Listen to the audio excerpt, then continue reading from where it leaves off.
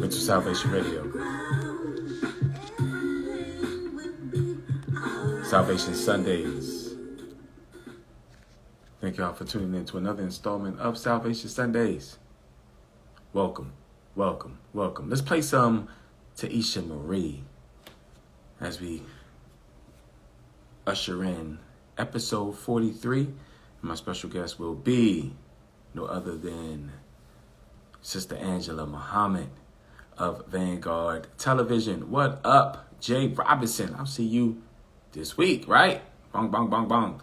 So, we're going to get it warmed up. We're going to play some Taisha Marie. This is called Keep Gaining, and we'll be right back. Mental Salvation Radio.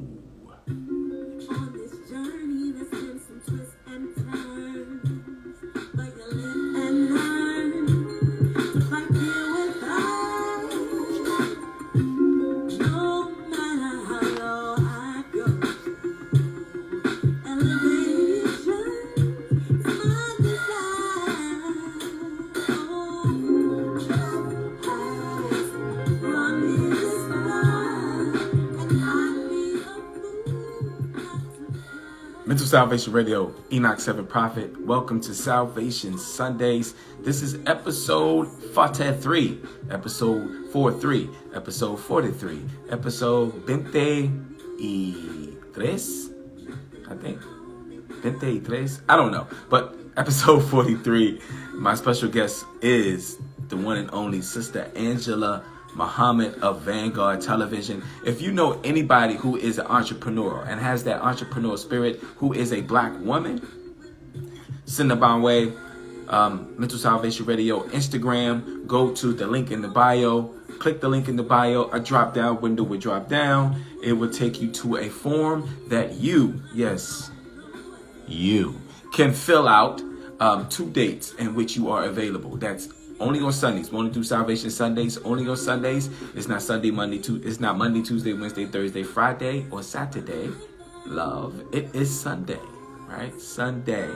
So therefore, you just follow all the directions and become a guest here on Salvation Sundays. Now, I am booked up until March. So for those who are tagging other black women in this post and in this interview and on other posts that I've been posting up, send them, let them know that I am booked up until March, but they can start putting their time in for April. All right. Awesome, awesome, awesome. How's everyone doing? Everyone good? All right.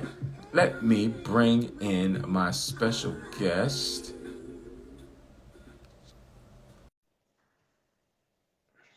And for those who are tuning in, Happy New Year.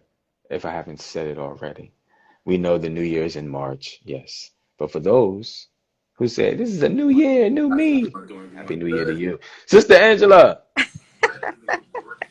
How you doing, Enoch? I'm fine. How are you doing? I'm doing well, thank you. That's good. That's good. I needed to bring your light to you, and I apologize. Oh, see, that's why I'm all dark. It's all your fault. It's my fault. It is my fault. I apologize. So excuse me for walking. I'm trying to find a brighter room. No problem. No problem. It is my fault, ladies and gentlemen, because Sister Angela is a good friend of mine, and we do a lot of creative stuff together. And one day we were together, and she brought her ring light. And, I was like, oh, man, Sister Angela, if you got your ring light, I'll bring it back to you. And that's been like a month ago. It's been a month ago. That Sister Angela's just telling me off. It's been a month ago. Right. But I'm definitely, I know you need it because this is how, you work. This is how you brighten up the room to showcase, have other interviews and doing this and doing that. So you definitely need it. And I apologize. And I would definitely, no problem. I'm gonna get it to you. No problem. I'm gonna get it to you because I know you need it. Oh man. So whenever you're ready, I'll just wait for you, and we'll get started on that note. But as people Oh, you are? Yeah. Okay. All right. So as people are flooding in, we thank everyone for tuning in to another installment of Mental Salvation Radio. This is Salvation Sunday. This is episode 43. I've been doing this for like almost 2.5 years now, just talking to Wow. the entrepreneurial spirit of the Black woman. And my special guest today is no other than Sister Angela Muhammad of Vanguard Television. And it's an honor to have you here. I'm Um, honored. yeah, it is an honor to have you here. So, this is what I do with all my guests. Before we get started, I want you to introduce yourself to the Mental Salvation Radio family, and then reintroduce yourself to your supporters and your friends as well. Okay. Well, like you said, I'm Angela Muhammad, formerly Angela Jackson, married name Hovington. And as you can see, I'm in the Nation of Islam. I am married. We've been married 28 years. Mm, We have two children, Asad Muhammad and a daughter, Kiyama Muhammad. I'm a graduate of Howard University, film department, minored in theater arts, and I have my own production company, Vanguard Television. absolutely, absolutely. And I didn't know y'all were married that long. I didn't know it was Yeah, 28 years. I didn't know that. Y'all don't look, it's you know what I'm hard to saying? believe it's sometimes. it's hard to believe because still look young. Y'all are still Oh, youthful. thank Y'all, you know what you. I'm saying? So I That's why didn't. you're still my friend. Because I didn't even know that. Like I'm in awe right now. Like 28 years. Like It's funny. dang. I was in the grocery store. It's a grocery store giant that we go to, and we've been going there ever since Assad was a baby. And Hmm. they still remember me coming in there with him as a baby. And I overheard one of the checkers telling another customer, she said, "Ooh, they've been together forever." Man, you know what? You don't. And I could say this for myself. Like you don't see that as much. That's kind of you know it's like a last breed of those, that concept of how long you stay together and how you work things out and things happen, but you guys are, that couple and that marriage is still prospering, 28 years or 30 years or 40 years. You're like, hey, how do you do that, right? And I think that's a beautiful thing, especially when your husband, who is Brother Atone, he is so supportive in what you do and how you do it, you Mhm. know, and he doesn't not allow, but he definitely assist you in that process. He'll go to those events or, he has trusted me, what I mean, to Yeah. have, for you to be with me. And, we do these events and documents and documentarian stuff and all that thing and all that beautiful things as well. Mhm. So let's start from the beginning because where were you born and raised? I was actually born in Germany, Nuremberg, Oh, Germany. My father was in the army, and so that's where I was born. But I grew up in Benton Harbor, Michigan, which is about 2 hours from Chicago. We're actually closer to Chicago than we are to Detroit. So about 2 hours from Detroit. Sister Angela, I didn't know that. I didn't know that, Sister Angela. You Germany. Oh, that See, I was born in Germany, yeah, I thought it was always the D. I thought it was always so Michigan. No, I was born Michigan. in Germany. Okay. Okay, Mhm. so let's talk about that. Let's being born in Germany, when did you come to the States? Well, I was still a baby, so I have no conscious memory of being in Germany. But my mother, she used to still keep in touch with a family that she Hmm. knew there, and it's Hmm. funny because they used to send her letters and cards and write it in German. And I had a teacher in high school who spoke German, so I used to have to take the cards to him, and he would translate. Oh, wow. Forgot all Wow. about that, but yeah, he used to translate the cards. Wow. Do you still have those cards or Oh no? no, I wish I did. I don't. Wow. Wow. Wow. They Wow. were to my mother too, so they would be writing her cards, Got you. letters. Yeah, Got you. So do you have any like ties or connections with anyone still in Germany or I no? don't. Ah, I don't. ah. Wish I Okay. did. That's a good. That would be something good for me to explore to see if I could find any Yeah. connection. Yeah, because you never know. You never know. So, Right diving into that. So that's beautiful. So now, let's my let sister think we might have some brothers and sisters. oh But that's another story. Right, right. So you may have brothers and sisters over there. Right. You don't know, On right? my father's side. But we'll On your leave it right. father's side. We just leave it right there. We leave it alone. We'll put a what they call a sticky note right there. We leave it alone, right? Big up to everyone who has been chiming in right now. Thank y'all so much for tuning in to this episode here. So, Sister Angela, now as Angela Jackson, right? Mm-hmm. How was Angela Jackson in Michigan, growing up in the school system, being did you have any other brothers and sisters?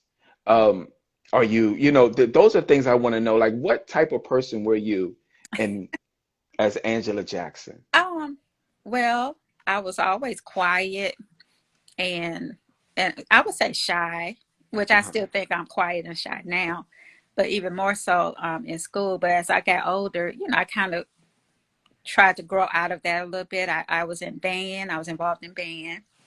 So high school, I was in the Tiger Marching Band Mm, for 4 years. Prior to that, I was in band junior high. I started band in fifth grade, I believe, from fifth grade, clarinet. I grew up in the Church of mhm, God in Christ. So I was always, a believer in God and spirituality, things like that, thanks to my mother mhm. and my grandparents and stuff like that. Right, right. So being in the Church of God in Christ, I mean, that's an experience all Yeah, in itself as well. it is. It is. And being growing up in the church, God in Mm. Christ, growing up in that, as a young lady, as a young girl, what did you learn during that process of being in church? What did you take from that in for now in your adult life that you think back on? Um, thinking back to being a female growing up in the church, you always taught that good girls do this and good girls don't do that, right? Hmm. But they never really explained why you don't do certain things, which that I think I got that from the nation, knowing why we should be chaste and, do Hmm. things a certain way. But going back to your question, some things that I learned in the church, of course, prayer. I learned the value of prayer. Definitely singing gospel songs. It has a different meaning for me now, but I still love that gospel. Right. That's my roots. That's our roots. Right. That real, classic gospel. Hmm. Other things that I learned, definitely how to believe and have faith.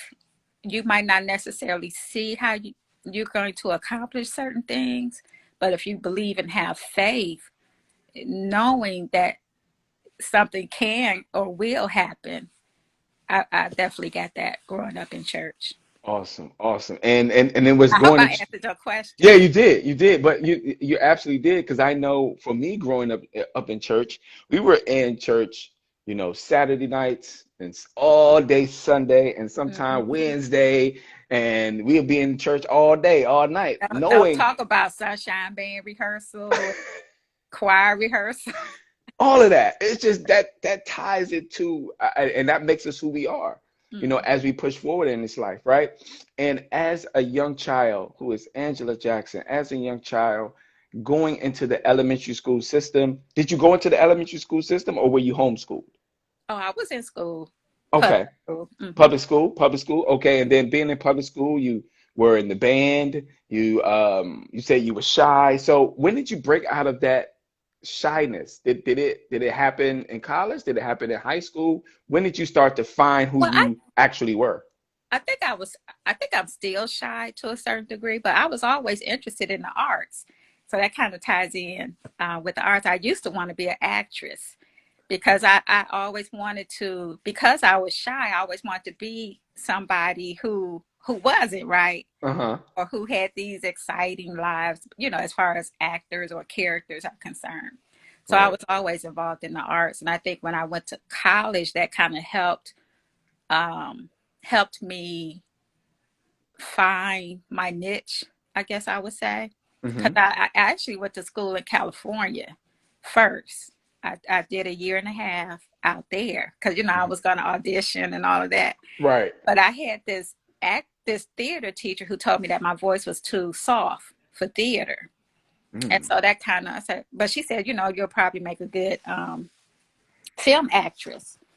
And so after that, I transferred to Howard University. And from there, I met some great people. Professor Kelsey Colley, who is he's a wonderful professor. He used to be at Howard. Hmm. He was a writing teacher. And so I had a friend, Stephen Gilmore. I'm dropping all these names in case they hear. Absolutely. Why not? Why not? Stephen Gilmore, he was a writer as well. He was a student, and we were friends. And so I said, well, I had this idea for a film. And I said, I want you to write it. And he said, well, why don't you write it? And I was like, what? Me write? That had never crossed my mind. And so I think, going from school in California to Howard kind of helped me more as far as finding my niche in the arts and kind of help breaking out of that, shyness. I still have to tell myself to come out of my comfort zone because, I think all of us have our comfort zone, and Yeah. this is definitely one of them. Coming out my comfort zone. It is, but it's a beautiful thing because you're not afraid to step out your comfort zone and at least try it, at least see if it works for you. Mhm. And once again, I definitely thank you for that. So your first play or that first idea that you had to write and you went to the writer, went to that particular teacher and say, hey, can you write this for me? And he said, won't you write it yourself? What was that first film or that first idea or Oh, concept that you wrote? that I used that film as my final project for my senior year, and it was called oh, what was the name of that film? I remember what it was about, but I can't quite remember the name of it. Hmm. But it was about a young man who had a baby when he was a teenager, and then the child was killed in a drive-by. So Hmm. she was, like it was an accident. And from that experience, he became a vigilante. So he started like taking out drug dealers. Okay, Sister Angela. Wasn't expecting that, were you? I wasn't expecting that at all. Yeah, he became a vigilante. And I have an old copy of the script actually. Oh, I wish I had pulled it out. Oh Yeah, man. that was my first. That was my first writing project. Okay. And what was the outcome of your teacher or your professor reading that? And what did he say to you after he finished reading it? Oh, he liked it. He always said that I had a gift for capturing people's voices, Hmm. especially like male characters. Being a woman writing a male character, he thought I always had a gift for that, which I'm thankful for. Right. He liked it, and I actually shot some scenes from it. So I have to see if I can even pull that out. That would be awesome because that's even another layer to who you are because even if you find that old script that you wrote and you post it online or something like that, Yeah, we definitely, like you said, if you knew we were going to talk about that, you probably would have pulled it out. But right.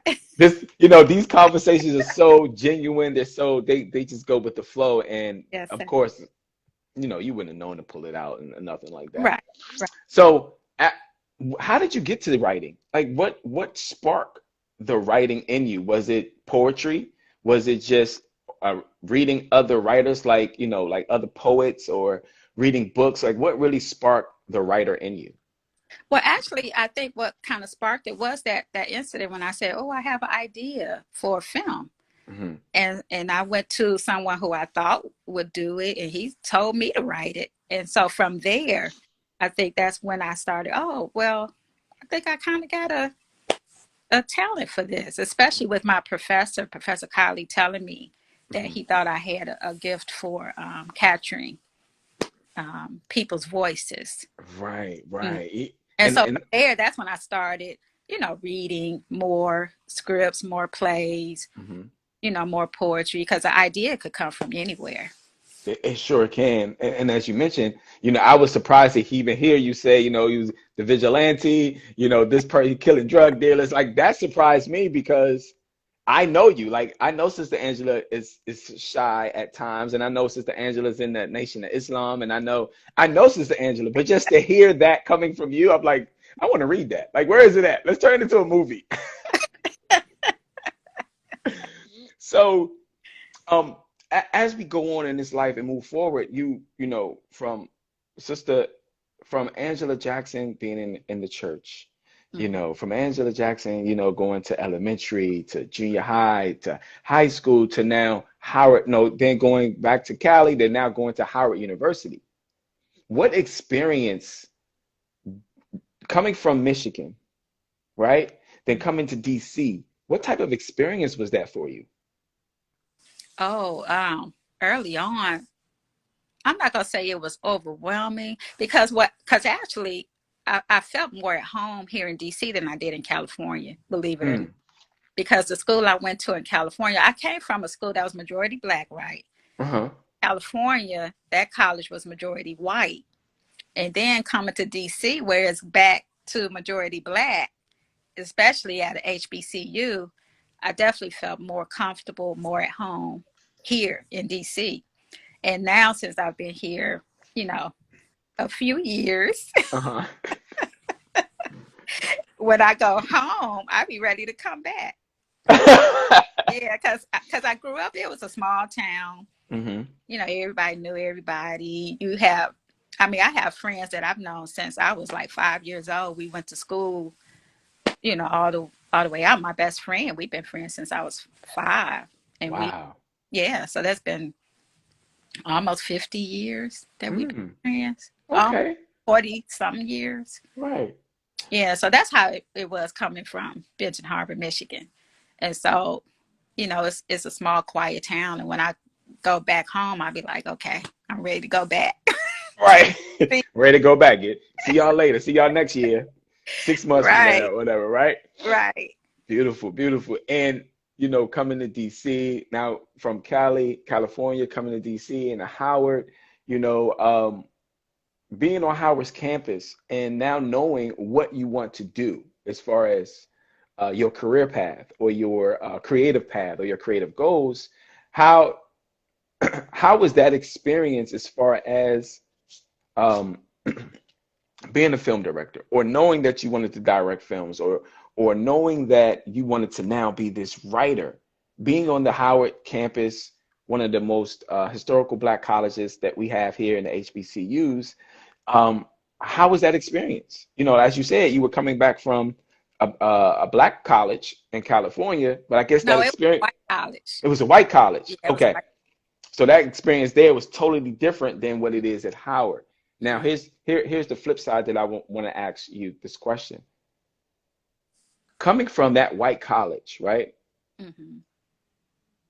What did you learn from there, experience-wise, as a black woman there? Not, you might not have been the only black woman. I don't know that, but what was your experience that you took away from being a black woman there at a white college? What experience did you take, and um, how did you internalize that and make it work for you? That's an interesting question and I'm not sure if this is going to answer your question, but it Hmm. makes me think of how our unity is important to be unified, because it wasn't a whole lot of us, of course, compared to the students that were there, but it was some black students there. They had a black student union and all of that. And it just showed me how much more important it is for us to be united, as black people in general, regardless of what your religious beliefs are or, political beliefs and all of that. But we need to be united in these spaces that weren't meant for us in the beginning. Hmm. So that's Hmm. what it showed me because I was involved in the Black Student Union back then. Believe it or not, this is another memory. I actually performed with this Black Student Union. Yeah, I was a part. They had like their own sorority fraternity. Oh, okay. Yeah, and I was a part of that. And we had like they used to do these talent shows every year. And so, and they would always do a dance number. And I actually was a part of that. And we did it on Salt and Pepper Push It. You've heard it here first. You will not hear this nowhere else. Sister Angela Nowhere said else. she was dancing to Salt and Pepper Push It. Yep. I think I got a picture. I'm going to have to show it to you. All And so right. I still keep in touch with some of the people I went to school with there. You know, we're on Facebook and we still keep in touch. And we still talk about that to this day. Wow, wow. And how was the response after you ladies have finished doing your Salt and Pepper? Like what was the response? Because I think they were popular. So a lot of the Black students at other schools will always come to their events every year. You know, it was big, it was popular. And so they loved it, you know, plus Salt and Pepper, Push It. That was like the song back then. So Did y'all have the ripped jeans or no? we didn't have the ripped jeans, but we had jean shorts. Oh my gracious. Jay Robinson asked, where's the video? Did y'all have video for that? I'm not telling. So Jay Robinson, the question is none of your business. In other words. No, that's my good sister. Yeah, she's cool, but yeah, she's laughing too. So, you probably have to dig. So it ain't on YouTube. Only person that probably have this clip is Sister Angela. Is probably in the vault, and you won't see that vault. No one will see that. You know, I have to. I'm gonna ask my friend to see if anybody has a copy of that. Somebody got a video of it. Somebody got it. Yeah, definitely. And you know, take it that. And you did answer that question because, you know, on certain campuses, if it's a white college, they still have like an African American or a Black, you know, a union or something like that, and it'd be like maybe 20 or 30 of us, you know, just trying to, you know, figure this out and why we're here and our placements, right? Right. So now coming from there, Howard, finding your placement, now you're seeing people that look like you. Right.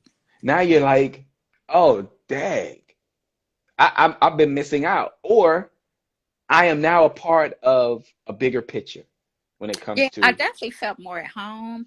And what's interesting too is that, you know, when you tell people you want to be in the arts, I don't know if it's because the arts seem kind of like a fairy tale, you know, kind of industry like. But when you tell people, they don't really, either they don't take you seriously or they don't think you could really do it. But by being at Howard, and I'm seeing all these people who are writers, directors, actors, you know, filmmakers, it makes it more real that you can be whatever you want to be, because you see people, like you said, that look like you, that's doing what you want to do. Absolutely. And before I jump into this next question I had in mind, I think this is Blessed 411. Oh, that's my mother-in-law. Hey, mother-in-law, what's up? Yes. She says, my son says, keep pushing in the vault. Oh. It's hip hop. And now, you know, having that experience, as you mentioned, and seeing people who look like you, now has your vision started to change? And before I ask that, now has your sense of creative urgency kick in? Like, as a film director, as a writer, did your sense of urgency start to kick in then, and why? I would say yes, it did. And like you said, like we were saying before, it made it more real that I can do this, I can accomplish this. You know, I've always, well, since being at Howard, I had started hearing people say, well, if you have a story, tell it. Can't nobody tell a story like you can tell. Can't nobody tell your story like you could tell your own story. Facts. Right. So it just made it more real, more attainable, and I could do it. Yeah. So going to a HBCU, because I went to a HBCU, big up to Voorhees College, now Voorhees University, right? So going to a HBCU, and having that experience, what were the pros and cons for you, Sister Angela, when you now picked your major? When you was like, hey, film, I want to do this, I want to do that, and picking your major, what were the pros and cons for you at that time, if there were any? Well, If there were any cons. the number one con is not having the money. That's the number one con right I there. think that Everything else is no matter easy. what school you go to. And school is expensive now. It's crazy. Yes. So I would just say that that probably was just the main one, because once you do have money, it kind of help with everything else. You Hmm. know, food, housing, and all of that, which can Hmm. also be a con. But the pros, of course, was being around people that looked like me, people that believed in you, which I think is important too. You know, you have professors who believe in you and can mentor you. Hmm. The opportunities to meet people we've had when I was there. Oh, I was just talking to Paris Davis Dean, who's another one, a friend of mine. She's an actress and she's in California. We met at Howard, and we were just talking about, oh, the actor, he played Malcolm X and Elijah Muhammad at different times in his career. Uh-huh. Oh, I can't think of his name, but he used to be the dean of Howard University.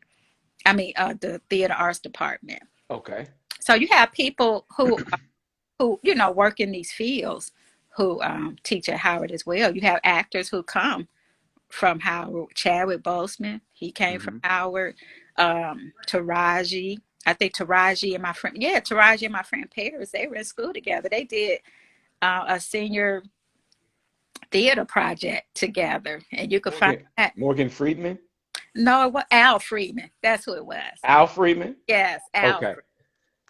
Yeah. So he was at Howard. Yeah. Hmm. So being at HBCU, especially for me, Howard, you know, you have the opportunity to meet people who are who still have, you know, one hand in the business still, and then Right. teaching and mentoring as well. And absolutely. And I have to bring this up. When I always hear when, those who went to, Howard, they say, we the real HU, right? Like we the real HU. Like Yeah, how are y'all the real HU when you got Hampton University over here who say they the real HU? because Like they, how I have a Facebook friend. She went to Hampton, and we always be going back and forth, you know, and fun. But it's fun. Yes, it's all fun. I don't think anyone has taken it seriously to like yeah, fisticuffs or I ain't your friend no more. It's always been joke yeah, time. And I know Howard is the real HU. So yeah, yeah, I had a good he friend of said, mine. yeah. Yeah, I had a real good friend of mine who was a pharmacist, and he went to HU, and I used to call him at this time I used to call him Dr. Huxtable, right? Because he was a doctor, and he would always be when it snows, he'll Mhm. be out there in his lawn like grilling, What? grilling like HU shirt or HU hat. I said Dr. Huxtable. He's like, yeah, the real, and then man, it was just fun times, and Uh, and having people who go to Howard or have went to Howard and knowing what their experiences are and how they got to Howard is always beautiful too. Because some of my friends who got to Howard, they came from other places in the world and they right, ended up at Howard. right. Um, so after your graduation of Howard, when did you create your first film? And what was that first film called? Well, my first film was at Howard, was the senior film Hmm. that I was telling you about, because at that time back then we had to do either we had to do an internship, right? And you could do it at a, you know, another business or company, or you could do your own project. And I had chose to do my own project, and that was that film where the guy was a vigilante. So that Hmm. was my very first film project.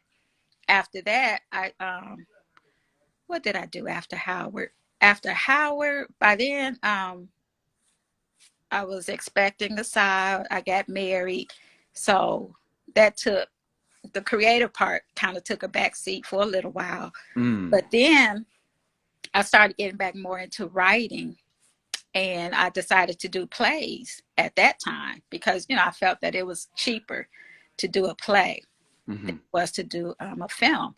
So my first play was called Looking for Answers, and it was, I guess it was, you could say it was loosely based on my experience this going from the church and then coming into the nation. Hmm. So it was about a young woman who grew up in the church, and then she joins the Nation of Islam. So that's why I called it Looking for Answers. You know, she was looking for answers to her spiritual questions and things like that. Got you, got you. And that was my And very first play that was your very first play. Wow, after wow. graduating. That's beautiful to know too, because as you mentioned, you're putting your own, like, loosely, your personal experience within the Right, play, which right, always makes it more convincing, because now it's like, it feels real. right. It feels real. And as a mom now, and Hmm. at that time as a wife too, correct? Right. How did you, like you said, you took some time out to just take care of your responsibility, the responsibilities of being a mom and a wife. Hmm. How, um, what was that experience like? Because I know there's single moms out here who kind of, or single moms, or moms out here in general who kind of put stuff aside to take care of the family and to do this and to do that. And how was that experience? Were you still kind of working things out through your head or in your heart or writing down notes? What was that experience like as raising a family? I would say all of the above. I still, like you said, taking notes and stuff. And what I love, of course, about my husband, we had both decided that when I had Assad, that I was going to take a year off from working. So I didn't have to have that stress of working, which I think a lot of single mothers have to be concerned about, of course, Hmm. is working and making money. And I didn't have to have that worry. You know what I Hmm. mean? So that definitely helped with me being able to continue to write. So I wasn't actively, doing the play at that time, but I was still writing, like you said, taking notes, saying, "Oh, that would be an interesting character," and I, make a note of it. I started. He was a couple of months old, and then that's when I actually started Mm. typing the plays because we had our computer, and I would type and stuff while he would take a nap. So. Right. And Mhm. that's beautiful, because it seems to me those who are creatives or creators, Mhm. we tend to always kind of jot down little notes when our life is so busy and hectic. We Yes. tend to jot down notes, whether we got the baby here and we're feeding Right. the baby, we're like, oh, this will be a great photo, or this will be a great something. Right. Let me jot these things Right. down. Mm. Um, Coming from now Howard, and now being a mom, a wife, now in the nation, I believe at this time. Yes. How now? Because I rarely have I have a ton of friends, ladies and gentlemen, who are have different trains of thoughts when it comes to their way of living, their way of life, their religion based, the philosophies and things of that nature. Now, being in the nation, how did now the nation start to shape your mind into thinking of Black unity even more? Because I had my good friend Sister Khadijah on here last Sunday, and she was talking about Black unity. Like, it's not hard to, get us together, but it is difficult to get us together, right? So, how did the Nation of Islam now shape Sister Angela Muhammad's mind into Blackness? Ooh, that's a deep question. And I know you got the answer. I know you have it.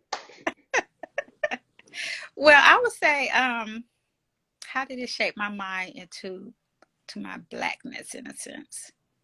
Well, joining the nation, I think no matter what organization, what group you're in, you gravitate towards those, even within the group, who are still more like you, right? Hmm. So me and my husband, we met another couple who are artists, Sister Letitia and Brother Anthony, and we're kind of similar, our thought processes. So we came together and formed an art group, within the nation, and so Hmm. we still work together to this day.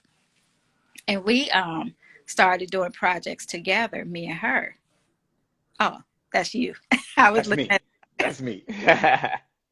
And so I would say that kind of helped. I think being in the nation and then meeting with them, and that kind of helped cement my my thought process or my wanting to be united, with Black people who had like minds. Mm.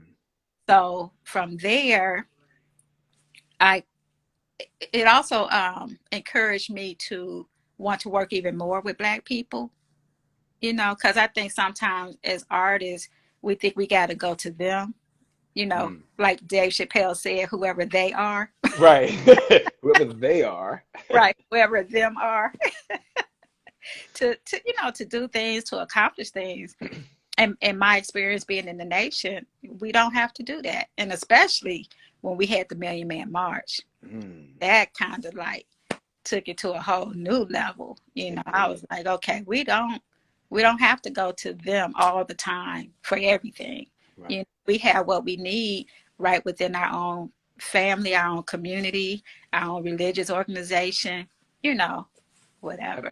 Absolutely, because the Minister Louis Farrakhan said at the Million Man March, he said, you don't. We're not telling you to join our organization, but join Right, a organization that's going to help build the Black community. right, Go out and do this and do that. So a lot of people at that time who heard that word went out into the community and started doing that because they realized, like, oh, Farrakhan is not telling us that um, instructing us to be Muslim. He's not saying come join the Nation of Islam. He is saying whatever religious, whether it's a church, the synagogue, wherever it is, go out in the community and build up the community. And right. I thought at that time that was very prolific. And for those who caught on to the message, they went out and did the work. Right now. Oh, it also too, Brother Enoch, I just kind of want to backtrack a little bit too, because even Mhm. when I was before I joined the nation and I was going to school in California, my friends called me. They used to say I was radical, because even then I kind of had the mind that something this ain't right. Black people and it's a disconnect with how we were living and how they live in. That I think apartheid was in full force. So I used to say, Yes. let's boycott this. We should boycott this. So I was doing that even in California. Oh, so Talking boycotting and stuff. you were Black Power in California, radical mind, right? Right. So the nation. So it's to me, it just seemed natural that I would join the nation. Absolutely, absolutely. And having, now having a son and eventually having a daughter as well. So now you have a reflection of, now Brother Aton has a reflection of himself, Right. and now you have a reflection of yourself, and now the whole family is a reflection of each other, you Right. know, Right. and having a daughter, right? Hmm. Having a daughter, how now or does she have a radical mind? And if so, how are you like shaping her mind into that fulfillment of who she is? Because I see it online. She's doing her beautiful job of doing what she's doing, and I Hmm. definitely want to have her on here to tell her story. Yeah. But how did you now start to shape that mind of your daughter now? Well, of course, being in the nation. That Hmm. helps. And I didn't want to push her because at a certain age, you have to register to be a part of the nation. So I wanted her to want to make that decision on her own. I didn't want to say, "Oh, well, you got to register, you got to join." But it Ah, came to that on, when she was ready. So she's a part of the nation. So I think just that in itself is helping to shape her mind. You have the words of the minister. We have the words of our national captain, who hmm. helped shape the minds of young girls and women in the nation. So that is a big part of how I'm shaping her mind. Beautiful, beautiful. And you talking about this, and now I'm thinking, I was talking to a good friend of mine, who is King C, and he said, "Man, I think all the women, man, should go to MGT, man. I think all the women should be MGT because they out here wilding." I said, "Man, I feel you, man. I understand. I definitely understand what you're talking about." But by the words MGT, for those who don't understand what that means, what is MGT and yeah, what is MGT and what does it stand for? Well, MGT is MGT and GCC, which is Muslim Girls in Training in Hmm. General Civilization class. So in our classes, we're taught, we have like different units. of how and what it is to be a woman, how to become a woman. So we're taught how to cook, because a lot of unfortunately young sisters don't know how to cook. Oodles and noodles and Cheerios. That's it. So we're taught, how to cook, how to sew, how to take care of your husband, how to rear your children, how to act at home and abroad. So that's, in a nutshell, that's what it is to be an MGT. And Okay. like Oh, it's like you just going back to the basics. Back in the day, our grandparents, our grandmother, great grandmother, they used to do all that stuff. Sew, can, all of that. how to can in our classes. So just going back to the basics of who we are. Absolutely, absolutely. And now we touched on the Million Man March. We Mhm. touched on, the Honorable Minister Louis Farrakhan giving a message out to the black men during that time in the 90s, right? And now you have created a documentary Yeah. on that. Now, explain to us, give us the name of the documentary, and Yes. explain to us, how did you get to that point of creating this documentary? Okay. And I know you probably heard this about 50 times already. I But have, but they haven't. right. So let me just go back to, like, with Vanguard Television. That was part of, after being in the nation, because I wanted to create a production company, or at that time it was going to be a TV channel. I wanted to create a channel that would highlight and feature Black women in a positive light, because for the most part, Black women and women of color, we're not seen in mainstream media, in a real positive light. And so I wanted to Facts. create something that would show us, or showcase us and our talents. So I wanted to provide projects where we would have Black women as either directors, writers, actors, producers. They would be in one of the main job titles, Hmm. and have them do projects. And so me and my mother-in-law, actually, and I'm glad she's on here, and another young lady, we kind of came together and we were brainstorming on names. And so we just came on the name Vanguard. We were like, well, what about Vanguard? So it was Vanguard Television, because Vanguard is those who are the forerunners, right? So that's what we were going to be, the forerunners to provide these opportunities for Black women. So that's how I came up with Vanguard Television. Right, right. And Okay. from there, with the documentary, Vanguard Television, along with the DC Ministry of Arts and Culture, because I think it was, I want to say, the 10th anniversary of the Million Man March, 10th or 15th, and the minister put in place these 9 ministries. Yeah. And the Ministry of Arts and Culture was one of them. And so from there, we wanted to do a project on the Million Man March. And actually, Sister Letitia, who's the sister I told you that we met early on in our Islamic path, she came to me and said, what do you think about doing a documentary on the Million Man March? So it's another woman coming to another woman, about the Million Man March, which that's interesting in itself. It so is. Right. Yes. He said, it hasn't really been a documentary done on the Million Man March. And so I thought it was a great idea. At that time, we were coming up on the 15th year anniversary of the Million Man March. And so she was thinking of doing it to commemorate the 15th year anniversary. And so we started doing interviews and stuff. And we had a chance to interview Dr. Aline, who was one of the minister's doctors at that time. And so when we interviewed him, he said, well, you can't stop at 15 years. He said, it's so many stories out there. I was like, oh, yeah, that's so true. So Hmm. I said, well, why don't we just call it the Million Man March, the Untold Story, until we could find a better title. So I thought we were going to call it something else. So that was just a working title. Right. They call it, a working title is something that you call it just until you find what you really want to call it, right? Yes, yes, So yes. we'll just call it the Million Man March, the Untold Story, until we find something better. And that just stuck. And so we started working on the Million Man March, the Untold Story. We were blessed to have you be a part of it. Some great people a friend of mine, Anthony Venuto, that Hmm. I know from Howard University. He was one of the videographers, editors. I mean, it just blew up from there. And you know, Sister Angela, it's like the Million Man March happened in 95, Hmm. right? The Million Man March happened in 95. So at that particular time in 95, there was a lot of hell going on in 95, whether it's in the industry, whether it's the music, whether it was just something that was about to change, flip over. Hmm. And as I was assisting you in this project, talking about it now, I'm thinking to myself, why didn't any black men do a film like this? Not saying that we should have did it, but Right, thinking like if this right, was the Million Man March, why didn't one of these 1.5 million brothers who was there do this?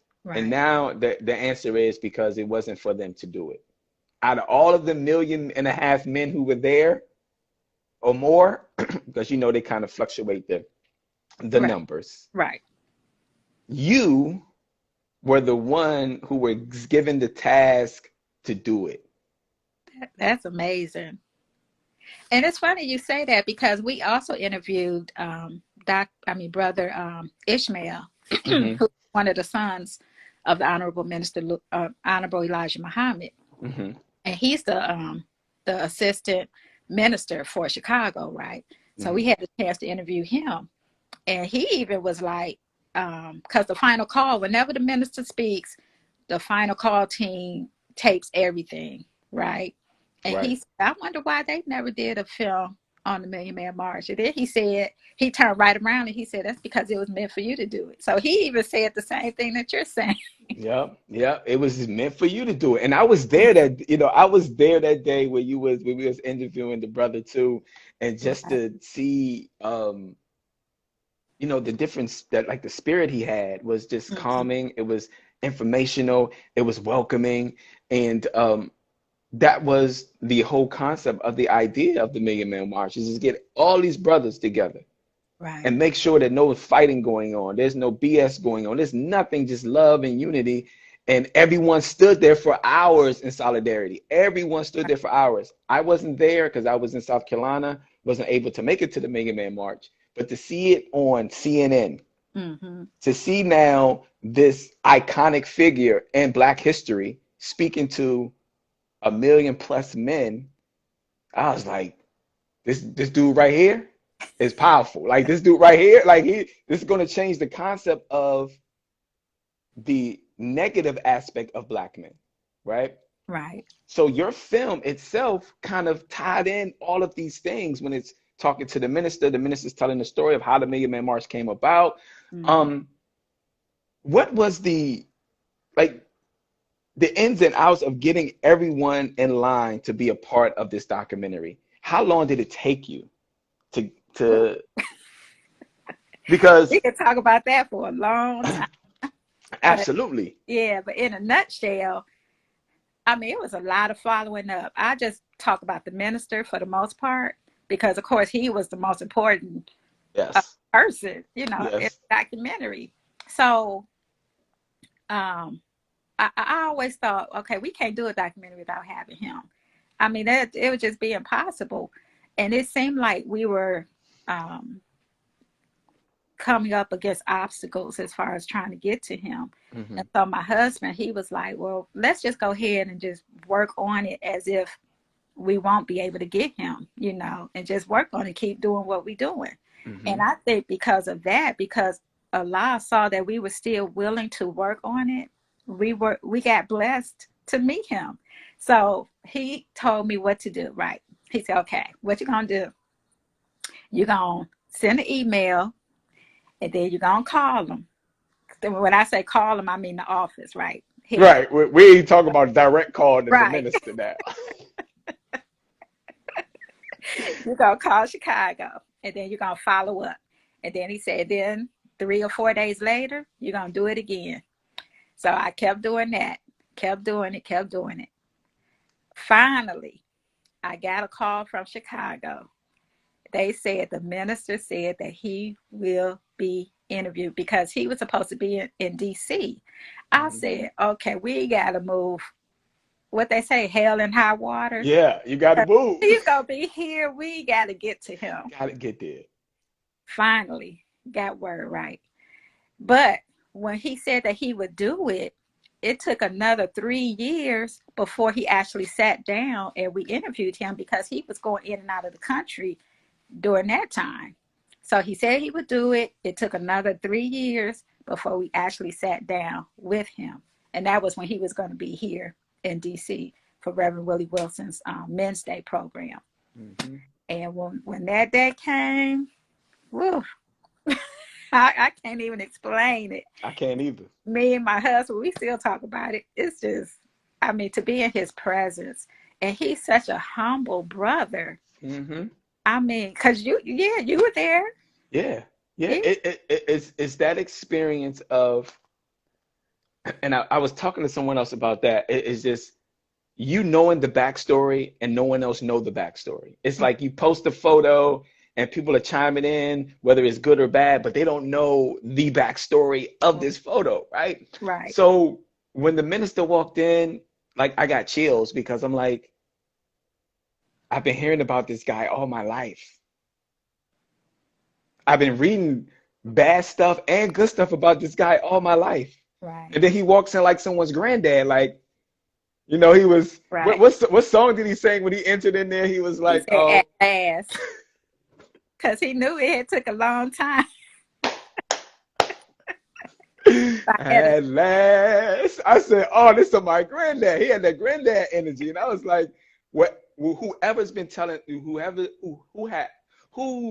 that person is who's been telling us that this person is bad and not good. And I didn't feel that.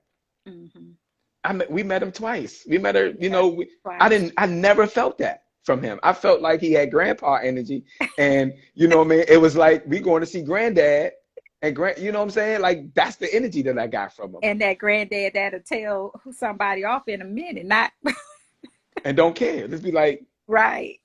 this is what I'm Right. gonna tell y'all, and y'all gonna listen and do what and then we go do what he say do because this is Right. the instructions, right? Right. Coming, and coming up to that moment, a lot of people think that documentaries are easy to do, Oh. and it's not. As we heard Sister Angela say that the main person that she wanted to be a part of her documentary was the Honorable Minister Louis Farrakhan, and it took 3 years after the contact of yes, I'll do it to now make it come Right. to life. And then the other people, it's definitely a lot of follow-up, phone calls.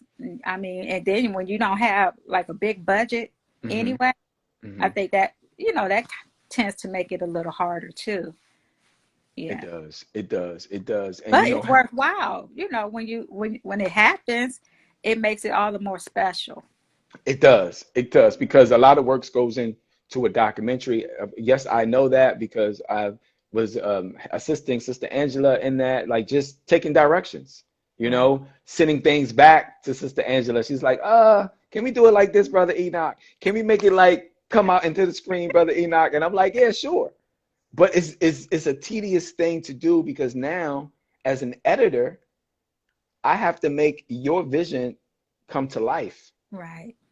Because Right. big up to Brother Anthony writing down the scripts. Big Right. up to Sister Paris, who actually was the narrator of the project. Big up to King C and DJ Earth One, who chimed in and was, giving us The music part. picking out the Yeah. music for us for it. And now Sister Letitia with the artwork. Right. It's So definitely a lot of moving parts. a lot of moving Yeah. parts. Now, having these moving parts and having a full product done, what do you do with it next? How did you now get it out to the people? Right.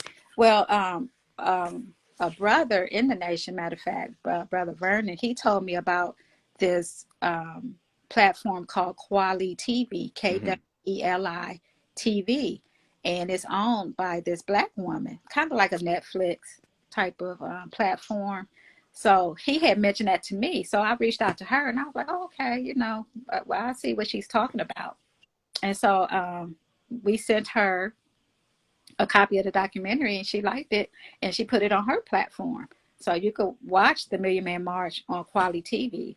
And we're still in the process of trying to get it out. I think it's more people that haven't seen it that have seen it. Hmm. You know, you'd be surprised. We still have people now who had never heard of the documentary. It seemed like everybody's heard of it. Right, because I've seen a lot of people take the clips that you have put out Right, and reshare them without right, tagging you in it. right, right, right, And I see photos of the photos that I've taken of the minister and people posted it and not tagging Vanguard Television in it, right, right? And I think also too that is the con when it comes to us Black creators.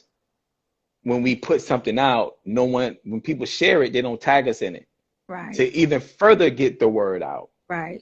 So what you've done with that documentary is you turn them into DVDs as Yeah, well. yes, they're DVDs, so people can actually order a physical copy, or you can watch it online on Okay. Quality TV. Quality TV. So you can go to www.qualitytv.com. Yes, I think it's .com, and then you just type in the Million Man March, the Untold Story, and it should pop up. So you can either buy it from Quality TV or rent it. Okay. So you can either go for buy from Quality TV, and I'm typing in it right now, Okay, qualitytv.com to purchase and or to watch the Million or Man March right, as well, right? Um, Now, during that process of now distributing the DVD and your concept and the ideas, I know that you were at one of the Savior Days and selling those particular DVDs. How did that go well amongst the public at that during Savior's Day? I would say overall that was a good experience because we did pre-orders. So people bought them and all they had to do was come to us at that Savior's Day event and pick up the DVDs. So I think Wow. overall that went well. I mean, we barely broke even because we put a lot of money, into producing the documentary. But I think overall it went well. Yeah, yeah, Yeah. and I heard the feedback from it, and it sounds like it went well as well. Mhm. And Now actually, we're working on volume 2. I don't know if you were about to get into that. that's what I was about to ask. Yep, yep, yep. And what's volume two consist of? So, because the Million Man March, I mean, it was such a big event. We couldn't, of course, put everything in um, that one documentary. Otherwise, it'd be what, about 8 hours long. Mm-hmm. So, Yep. our goal and our plan is to break it up into different parts, like they did that civil rights documentary. Yes. Yeah. So, volume 2 is going to focus on hip hop. The minister, he touches on a lot of subjects in the first one. And so he talks about some of the hip hop artists and everything, and just the role of hip hop in general. And this year, 2023, marks the 50th birthday of hip hop. And so my husband wanted to do volume 2 and have that focus on hip hop.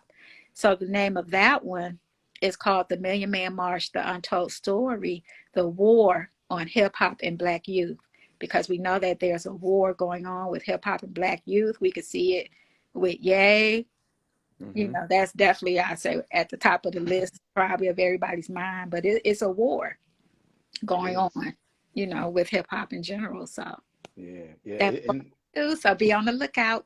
I can't wait to see it. I can't wait to be a part of it. It's going to be an extension to what you've already done with Yes, the Untold Story. It's going to be an extension right, of that, as you said. It's going to be in the parts, and you're absolutely right that the war on, as the minister said, the war on Black men, now on Black women, right, now the war on hip hop, and right, how does it affect our Black community when right, there's a war on hip hop? Like there is, women against men in hip hop when they're doing a record together, they're talking about how they're disrespecting each other in that record, and people are playing it, people right, are listening to it. right, People are there, the DJs are playing it at the club, but there's so much disrespect in that song towards each other, but people call it a hit, right? Um, And the, just in general too, I mean, how women refer to themselves and what they call hip hop now. My husband, he'll debate and say this is it's not hip hop. He said that's rap, you know. right, right, So he yeah, definitely want it to be known that there's a distinction between hip hop or real hip hop and what they call hip hop today, which yeah, is absolutely. war. Which is the war, absolutely. And you know that documentary that is out now. I want everyone to go check it out. Please go check it out. Support Please. it, share it. If you see anything that says, you know, if you go on your timeline, you see something that says the untold story of the Million Man March, and you may see a clip of it, and you don't see Sister Angela's tag on it, tag her onto it. That way Thank you. she can He's not share it. going to say it. That way, yeah, because that way she can share. Like anytime that I see something that I notice that is a friend of mine's or a video or photo, I tag and I don't see their tag on it, I'll tag them on it or send it to them. They say, "Hey, this is on TikTok. Hmm. Hey, this is on Hmm. Twitter." Like, you know, do that. That way, the word can get out because the documentary has been out for how long now? Since 2012. Ooh, So yeah, see, yeah, that may be coming up on the anniversary too. yeah, that's true. Since 2012, and it is now 2023. Let's see here. That is, I'm not good with So math all the 11 time. years. Yeah, 11 years. Hmm. So go to www.qualitv.com. Type in the Untold Story of the Million Man March in the chat. I mean, in this search engine, and it'll pop up. You could buy it, you could stream it, but Hmm. whatever you do, and you decide to share it, give it some context, and tag Right. Vanguard Television on it because that's the only way that we can get out of this algorithm thing and get above Right. the algorithm, And right? another thing I wanted to add, talking about the Million Man March, since we just had Dr. King's birthday, right? Is Hmm. that unfortunately you'd be surprised a lot of young people don't know about the Million Man March. You know, it's some people who were born then, who were born after Yes. the march, and they don't know about it. And they call the March on Washington the Million Man March. When you go on Twitter, they call the March on Washington, they refer to that as the Million Man March. And it made me think of what the minister said in the documentary, because even though it's 11 years old, the minister is saying things in that that still applies to today. And he Yes. talks about how people come and revise history. He called them the revisionists, right? And so they're trying to write the minister out of the Million Man March. It wouldn't be a Million Man March if it wasn't for the minister. There And wouldn't so, be nobody marching like that if it wasn't for 95. right. And so you have people on Twitter referring to Dr. King, which he didn't call for the March on Washington either, but you know, they referring to that as the Million Man March. So it's very important for us to get the word out. Absolutely. And you know, for us historians and those who don't know that the March on Washington was on a Saturday. Yes. The Yeah. Million Man March was in the middle of the week, It was on Monday, Monday, October 16th. when businesses and the Congress and everything is operating. Like that's when you do it. Right. That's when you're supposed to do it, not on Saturday, because guess what? No one's in the office, no one's down there. So why are you marching on Saturdays? No Sacrifice. one's down there. Right. So it Right. was a sacrifice of the Million Man March. Right. Yeah. So it, it was just it was an awesome time, and you know, being a part of seeing it happen, and now being a part of your beautiful and your beautiful documentary. Um, Thank you know, getting that word out, making sure that the history is being told, you. because as you mentioned, there's a lot of revisionaries out here now Yes. who are just rewriting history slowly but surely and Yeah. taking out those icons Yeah. and putting the ones who are safe up, like this is what it is. Right. But they dare not post the last one of the last speeches that Dr. King's posted when he was talking about economics Hmm. and Black Power. Mm-hmm. and black money and the black dollar. Where did he learn this from? Where did he start to get this information from? A lot of Right. people don't know he sat down and talked with the Honorable Elijah Muhammad. Yeah. Yeah. That's so true. But as you being a film director and a writer, you are saving history. You are basically putting it in a time capsule for us to go back and look at. And I really can't wait to be involved and experience and see part two, because now it gets deeper. Now we're going down the rabbit hole, Mm-hmm. you Mm-hmm. know. And So I'm so glad you're a part of it. You said my documentary, but I always say our documentary. Yeah. yes, Every yes, except everybody's documentary. Absolutely, absolutely. Do you foresee having the minister a part of part two, or any of the student leaders a part of part two? um Student ministers? we're still exploring that. Of course, if we were able to get Dr. Wesley, I wouldn't, I would love to have him be a Hmm. part of. Of course, who wouldn't want the minister to be back on? But I Right, don't know if we could make that happen. He hasn't been doing a lot of granting, a lot of interviews right, at state. So we'll work on it, but we'll see. I definitely want to get, more hip hop artists. If I right, could get I wouldn't mind doing Ice T again because we interviewed him for the first one. But if yeah, we get him again, maybe, go a little deeper with that interview. Of right. course, Will Smith, I would love Go to deeper. have him. I heard that he was at the Million Man March. People said they saw him and he was crying. So I know it definitely affected him. So I would love to get him. Ice Cube. So if anybody know these people, Hot, please. hot. Yes, absolutely. And I think my question would be to Will is like, if he was when he was at the Million Man March, you were crying, you were so, tapped into that.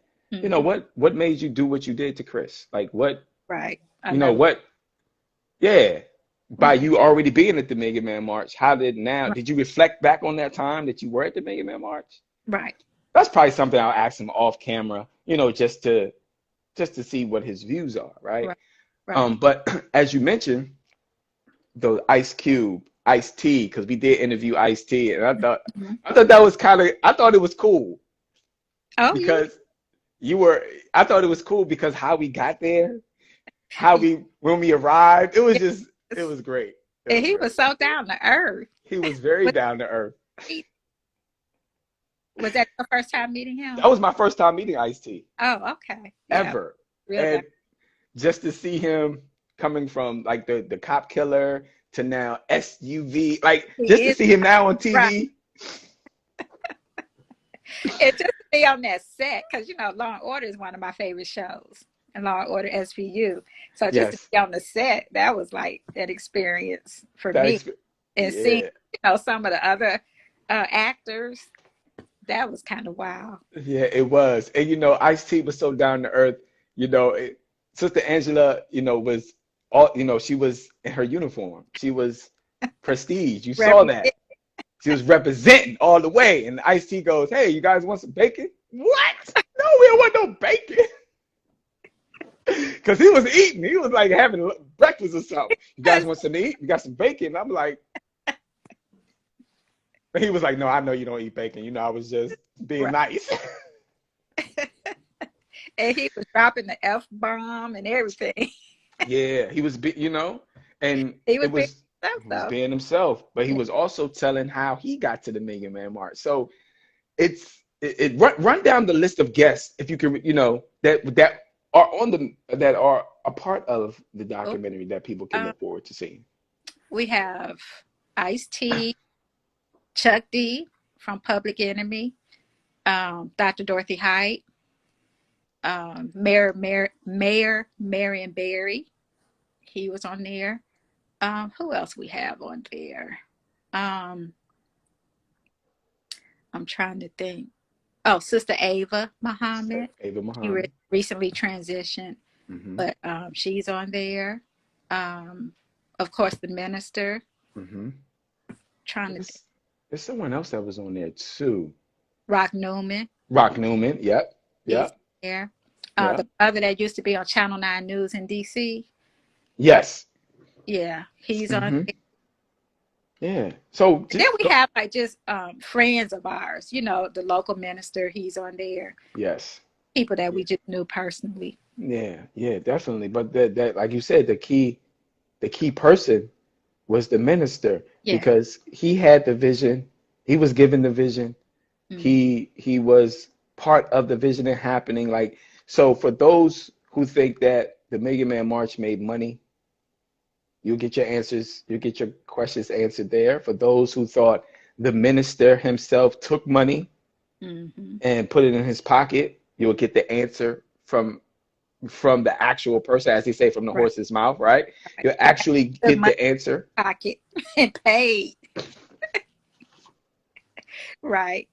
Right. Like the so seeing that moment and seeing him express himself about the Million Man March was a beautiful thing, and I think everyone should take the time to check it out Yeah. because you also showcase it in public in schools, Yeah. correct? Yes. We've gone to a couple of colleges, Temple. We've done some local high schools here in DC. Um, yeah.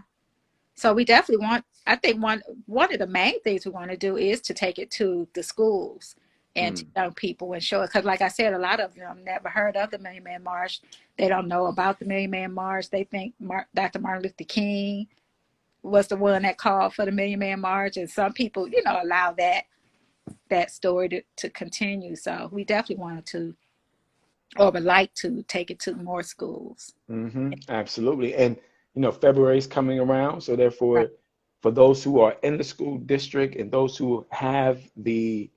um, who have the connection within the school system that can give the shots, that can say Right. yes and no. Right. We want you to reach out to Sister Angela Yeah. and so we can bring that film to your school. Yeah. Now, speaking of school, before I let you go, there's two things I want to ask. Speaking of school, I just heard that in Florida that they're going to ban teaching African American studies. Mm. The only thing you're going to be able to learn is other people's culture and energies, but not ours. Hmm. How do you feel about that, and what's your take on it? Well, of course, I don't think it's right, but I'm not surprised. We can't be surprised when the white man, what they say, if somebody don't treat you right, how can you expect them to teach you right? Hmm. So I'm not surprised, but we shouldn't leave it to them for them to teach us our history anyway. Okay, this is happening. Why don't a group of black teachers get together, or black mamas, black daddies, whoever, get together and say, okay, well, we're going to teach them our history and Hmm. do it yourself. Hmm. And that's my Hmm. take on it. I'm not surprised, but we can't leave it to them for them to teach us our history. Facts. Now, with that being said, did you am I correct by saying this? Did you homeschool your children Who or I did, but they went to Muhammad University of Islam, which is the school from the Nation of Islam, is our own private school, and Mhm. and I homeschooled them, and they also went to public school as well. So they have experiences in all the educational systems. Absolutely, absolutely. Sister Khadijah, who was on here, she even said that same thing. So Hmm. when I asked her, what is she's in a group chat with a bunch of teachers because she's a college professor as well. And someone asked about homeschooling, like, what is the black curriculum? Can anyone give me a black curriculum? And she said, that really bothers me because you are the black curriculum. Like, you are like teaching math. Hmm. That's a black curriculum. Teaching, history and science, all that is us. But how do we now? And she was just like she was really baffled by that question, and she didn't understand like there's no black curriculum. You are the black curriculum. Like Yeah, I make heard it the happen. say that we are math, we are English, Mm-hmm. Mm-hmm. we Absolutely. want to teach. Hmm. Absolutely. Now, last question for you because I know you want to enjoy your day. Is this your eating day today? Actually, it's not. Oh. I'm sorry. Yeah, Enoch is saying that because me and my son and my daughter, we eat every 4 days. Yeah, so our next eating day will be Tuesday. See, discipline. That's what it's about. Discipline. Yeah, Um, we still a work in progress. Sometimes we might break our fast, but I we feel still you. trying. I understand. I'm a vegan and I love a Reese's cup. So Oh, sometimes I just, be like, I need a Reese's cup today. Like, okay, whatever. This is what I right. need right now. Um, what could, before I let you go, I want you to Mhm. just give us information as far as how can we, as Mental Salvation Radio family and those who will watch this later on, help you in the process, help you in your process, whether it's getting the word out for the DVDs or how can we um, assist you in what you need, is basically what I'm saying. Oh, yes, sir. No problem. Well, we definitely could use the help in getting the word out as far as the documentary. If you know of any black organizations, black or schools, it don't have to be like a quote unquote black school or HBCU, any school, where you think students would be be willing to or interested in watching the documentary, please let us know, and we'll go to that school and show the documentary. Hmm. At churches, we'll show it at churches, anywhere, any venue, any organization that you know of. Please hit us up. As far as volume 2, like I said before, the lack of money, the lack of resources, it makes it harder.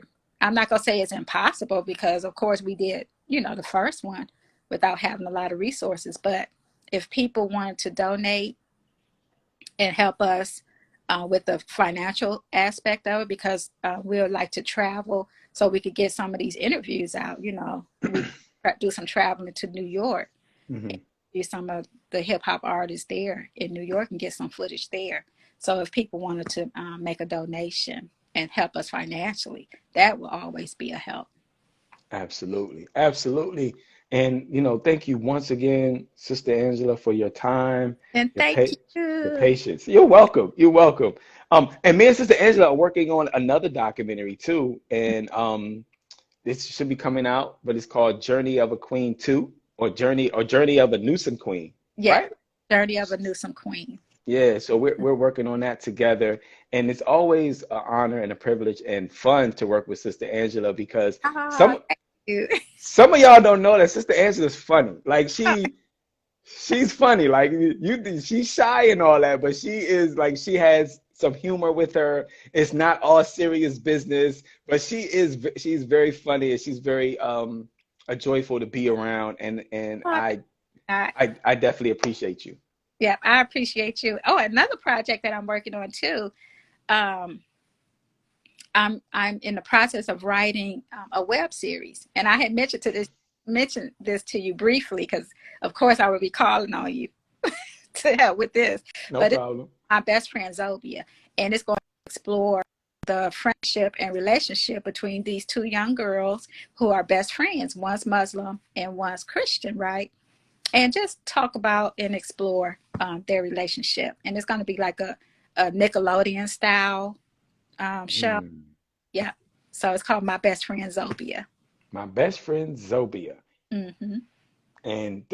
My best friend Zobia, and hopefully everyone heard what the concept is, but for those who didn't, my best friend Zobia, the concept is Oh, the concept is just going to explore the relationship and friendship between these two young girls and their friends, and one's Muslim and one's Christian. Because a lot of times we don't really see religion through the eyes, of young people, 13-year-olds and 14-year-olds. So how does religion play a part in their lives growing up in mm, middle school? hmm. How do they handle that and stuff? So, and it's not going to be like a serious show. It's going to be like I said, a Nickelodeon style uh, Right, right. web series. So it'll have comedy in there. And actually, I'm working with some young girls now because I want to use it to help mentor other young girls who are interested in the arts. And that's it. And she took what the minister said in 95. And now, Sister Angela has been in this community building building up the community, making sure that the vision of what we set out to do is captured Hmm. and concealed and now distributed back out into the community. Because if we can't, the reason I do this is for the Black women to come on here to tell their story, because I can't tell a story for them. That's not my job. My job is to create a platform, Hmm. let that sister come on and tell her story, because that's how my questions come about. Yes, But sir. that's sister telling their story and us having this conversation. And I Right. just, once again, thank you for your time and your Thank you. patience. You're Thank so welcome. You're so welcome. But yeah, I want you to enjoy your Sunday. Whatever Yes, you go sir. and do, have Wash fun with it. clothes. Wash clothes. I know that's right. I got to do that too. I got to do that Yes, too. sir. Yes, sir. Today But is the you day. definitely had me out my comfort zone. But I appreciate that, Enoch. You And definitely I easy. and I appreciate you. You know what? When we get new edition on the next one or what? What we doing? Oh, that I'm always working on New Edition. Enoch mentioned New Edition because New Edition, they're my group of all time. I've been wanting to interview them ever since I knew who they were. I've been wanting to meet them. Because Ricky or Ronnie was at the Million Man March. Yeah. I think it was Mike Bivens, Ricky, and Ronnie. All three of them were definitely there. So Yeah. New Edition, management, whoever knows New Edition, go to Vanguard Television. Yeah. Message Sister Angela and say, We, yes, we would love to be a part of the next documentary.